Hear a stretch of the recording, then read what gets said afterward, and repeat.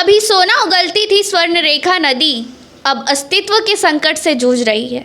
स्वर्ण रेखा, जिसे सोने की नदी भी कहा जाता है, क्योंकि लोगों का मानना है कि यह नदी अपने साथ सोना लाती है। स्वर्ण रेखा सैकड़ों परिवारों का गुजर बसर करती है, लेकिन अब विकास की सबसे बड़ी कीमत नदियां ही चुका रही है। स्वर्ण रेखा नदी का प्रदूषण दिनों दिन बढ़ रहा है और यह बेहद चिंताजनक है। जहां कई लीटर गंदा पानी प्रतिदिन नदी में जाता है, तो वहीं नदियों के किनारे बन रहे प्रोजेक्ट्स जिसमें नदियों की चौड़ाई को कम करके घर व बिल्डिंग बसाया जा रहा है। आइए जानते हैं इस विषय पे विशेषज्ञों का क्या कहना है। सर, मेरा पहला सवाल ये रहेगा कि जिस तरीके से शहरी इलाके में आदितपुर से लेकर मानगो और उधर बारी तक नदियों के जो किनारे पर जितने बड़े प्रोजेक्ट्स आ रहे हैं, क्या कोई नियम कानून नहीं है कि नदियों को कितना छोड़कर ये उनको बड़े प्रोजेक्ट्स लाने थे? सब क्या लीगल है? सब ऐसा है कि इसमें पहले भी हम लोग की बात हो चुकी है। नदी के कंजर्वेशन के लिए हमारे पास अभी वर्तमान में 2 एक्ट और कानून है, जिसमें पहला है जो नगर विकास विभाग द्वारा बनाया गया है, उसमें है building bylaws. Building bylaws में कहता है कि आप नदी के बैंक से 10 मीटर छोड़ करके ही शहरी इलाकों में कोई कंस्ट्रक्शन कर सकते हैं, लेकिन उसके लिए पनिशमेंट क्या हो इसके संबंध में कोई लॉ नहीं बना है, कोई नियम नहीं है। तो अभी हम लोग को महसूस हो रहा है कि इसके संबंध में नियम होना चाहिए और पनिशमेंट भी होना चाहिए। बिहार इरिगेशन एक्ट 1997 में ये सिंचाई विभाग को ये पावर है कि आप किसी भी संरचना को इंक्रोचमेंट घोषित करके उस पर एक्शन ले सकते हैं, लेकिन वो एक्ट है। एक्ट को इम्प्लीमेंट करने के लिए भी हमको लॉ की ज़रूरत होती है। लॉ के अभाव में वो इम्प्लीमेंट नहीं हो पा रहा है, जिसके तहत जो भी इंक्रोचर हैं उन पर कोई कार्रवाई हम लोग नहीं कर पा रहे हैं। सर, लेकिन दूसरा सवाल ये है कि कई कई प्रोजेक्टों पर अगर सवाल उठाया गया तो बाकायदा उन्होंने नदी को नाप कर दिखा दिया कि मेरी जो ज़मीन हो तो नदी में घुसा, हम कहाँ नदी को इंक्रोच कर रहे हैं। तो क्या नदी का भी कोई, हालांकि कहा जाता है कि भाई नदी पहाड़ हो तो स्वच्छंद है, उसे सीमा में नहीं बांध सकते हैं, तो क्या किसी की ज़मीन भी नदी में घुस गई है और वो नदी को छेक सकता है? नहीं, बिल्कुल ही गलत बात है। जहाँ से भी नदी का पानी बह रहा है वो ज़मीन नदी का होता है, वो किसी का रैयती या गवर्नमेंट लैंड या फॉरेस्ट लैंड नहीं होता है। ये आपको बिहार इरिगेशन एक्ट का जो डिफरेंट धारा है उसमें स्पष्ट कर दिया है कि वो किसी का भी पर्सनल, वो पब्लिक प्रॉपर्टी है, वो उस पर किसी का कोई अधिकार नहीं है और उसको छेकने का आपको कोई अधिकार नहीं है, चाहे वो आपकी रैयती ज़मीन ही क्यों ना हो।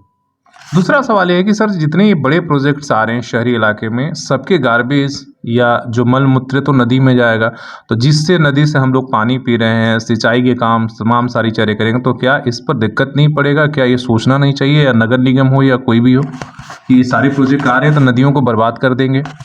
निश्चित रूप से सोचना चाहिए, लेकिन जो सरकारी विभाग है जिनकी जवाबदेही है इनको रोके, उससे बड़ी जवाबदेही हमारे जनता को भी है कि उनको ये चीज़ समझ में आनी चाहिए कि ऐसा करने से अंतोगत्वा वो हमारा ही नुकसान है।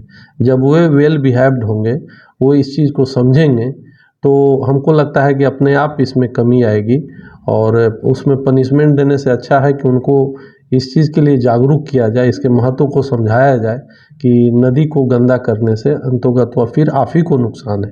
इसलिए कृपया उसको गंदा नहीं करने की आदत डालें। अचानक से तो नहीं रुकेगा, लेकिन आदत में हम लोग परिवर्तन करके इसमें सुधार ला सकते हैं।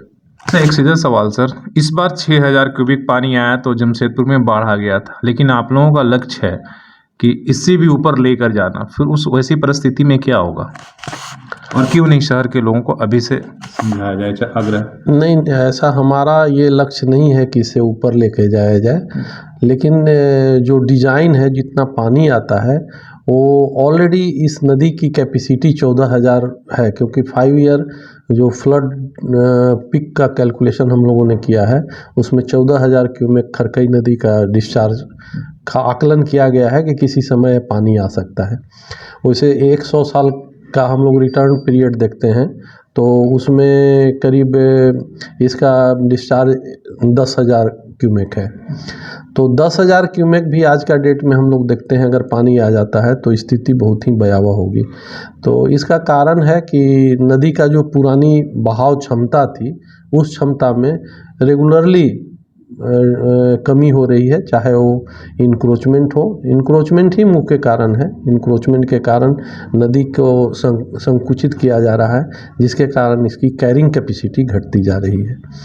तो इस पर यह बहुत ही आगे जाकर आने वाला समय में बहुत ही भयावह स्थिति होगा। इसलिए अभी समाज स्वयंसेवी संस्थान हो, आपका सरकार हो, जनरल नागरिक हो, इस पर चौकस होने की ज़रूरत है।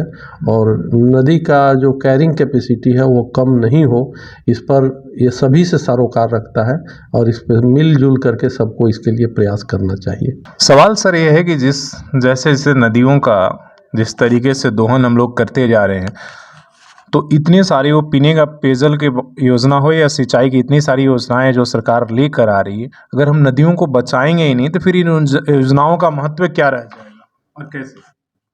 देखिए, कोई भी योजना बनती है तो वो पानी का आकलन करके ही बनती है। आपका कहना ये सही है कि पानी का आकलन हम लोग 1 साल के पानी का करते हैं, जबकि हमारे पास स्टोरेज की भारी कमी है। जो स्टोरेज प्रस्तावित भी हैं, वो स्टोरेज विभिन्न कारण से हम लोग डैम नहीं बना पा रहे हैं, नया तालाब नहीं बना पा रहे हैं। जो पुराने डैम और तालाब हैं वो भरते जा रहे हैं, उसकी कैपेसिटी घटते जा रही है। यह बहुत ही चिंताजनक बात है। तो इसमें आज के परिवेश में हम लोग नए विकल्प की तलाश करनी चाहिए। नए विकल्प के रूप में मेरे ज़हन में आता है कि विदेशों में देखते हैं कि नदियाँ पानी से लबलब भरी हुई रहती हैं।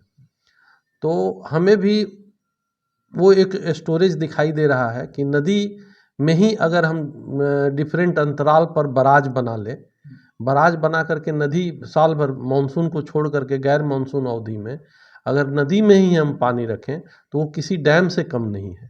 तो सरकार को, हमारे विभाग को इस दिशा में सोचना चाहिए कि हम अब डैम का विकल्प तराशें और नदी को ही स्टोरेज के रूप में यूज़ करें, ताकि हमारी जो योजनाओं के लिए जल, पीने के लिए जल, हमारे जो इंडस्ट्रीज़ है उसके लिए आवश्यक जल हम लोग को उपलब्ध हो सके।